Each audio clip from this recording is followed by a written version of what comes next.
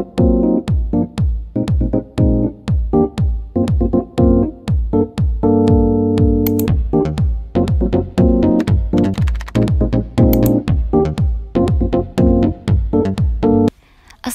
warahmatullahi wabarakatuh. Kali ini kita akan mempelajari tentang Kingdom Plante. Nah, apa itu tumbuhan?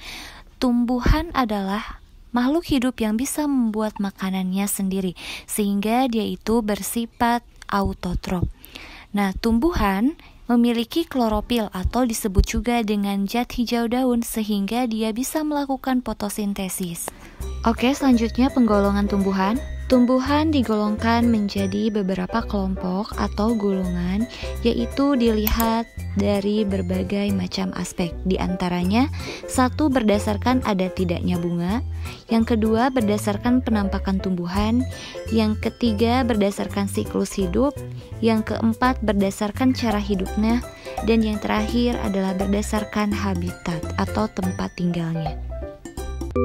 Selanjutnya adalah pengelompokan tumbuhan berdasarkan ada tidaknya bunga. Yang pertama ada tumbuhan tidak berbunga, terdiri dari tumbuhan lumut dan tumbuhan paku, dan tumbuhan berbunga terdiri dari tumbuhan gimnosperme dan tumbuhan angiosperme. Oke, selanjutnya adalah tumbuhan lumut. Nah, tumbuhan lumut ini memiliki ciri-ciri memiliki zat hijau daun, artinya dia bisa melakukan fotosintesis, memiliki bagian-bagian yang menyerupai akar, batang, dan daun, berkembang biak dengan spora, tidak memiliki berkas pengangkut yaitu xilem dan flum, serta habitatnya masih di tempat lembab. Nah, itu adalah ciri-ciri dari tumbuhan lumut. Contoh dari tumbuhan lumut adalah lumut tanduk atau disebut juga dengan adiantum. Selanjutnya adalah tumbuhan paku. Tumbuhan paku ini memiliki ciri-ciri, yakni memiliki zat hijau daun, artinya dia dapat berfotosintesis, memiliki akar, batang, dan daun yang sudah jelas, artinya dapat dibedakan mana akar, mana batang, dan daunnya. Yang ketiga berkembang biak dengan spora. Yang keempat memiliki pembuluh angkut, tetapi belum sempurna. Dan yang kelima adalah habitatnya berada di tempat yang dingin dan ternaungi. Berikut adalah contoh dari tumbuhan paku, yaitu adalah paku suplir yang biasanya menempel pada tembok.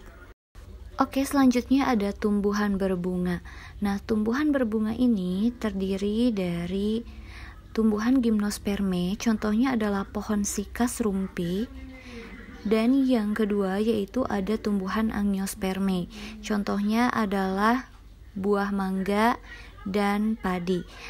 Antara buah mangga dan padi ini yaitu menjadi perbedaannya, mangga termasuk biji dikotil, sedangkan padi termasuk pada monokotil.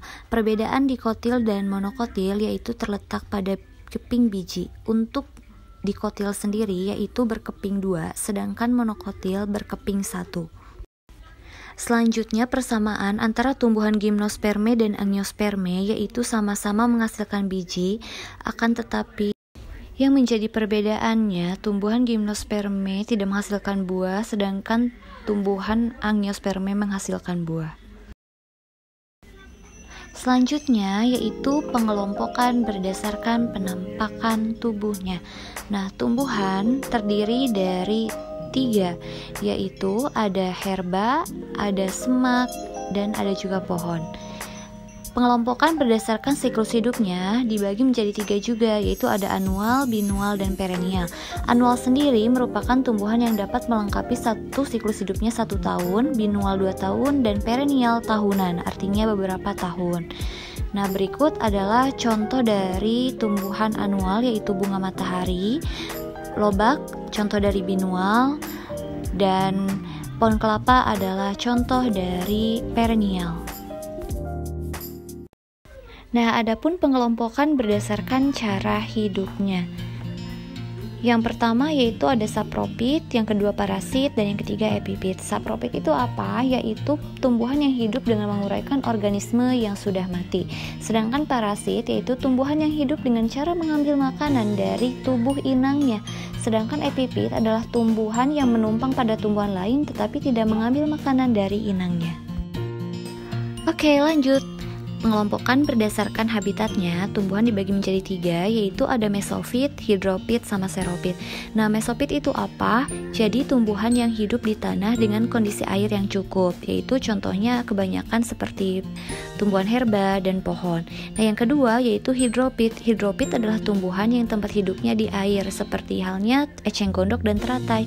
Yang ketiga yaitu ada xerofit, adalah tumbuhan yang hidup di darat dengan kondisi air yang sangat sedikit. Contohnya adalah pohon kaktus. Sekian untuk video kali ini. Thanks for watching and bye.